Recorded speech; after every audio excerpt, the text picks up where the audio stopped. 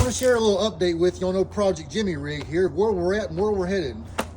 So we've got the clutch, pressure plate, and flywheel all bolted to the 402. Everything is secure except for the electronics and the front pulley system and carb. Hey, so what we need to do now is get the MV4500 married to the block and get it set over in the frame rail. So what we're going to do now is we're going to take a step back and we're going to make sure that all the steering components are actually connected. That's the only thing we're lacking on the suspension wise here.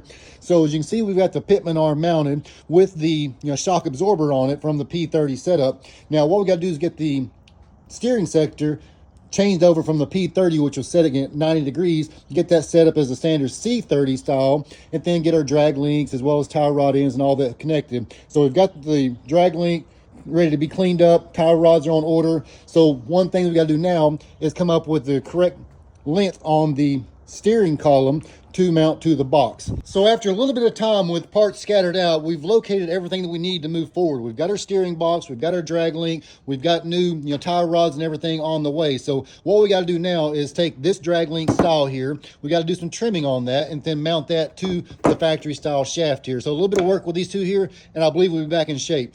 So thank you for your patience on taking a break with Project Jimmy Rig, but it's time to get back on it. Let's go Jimmy Rig something.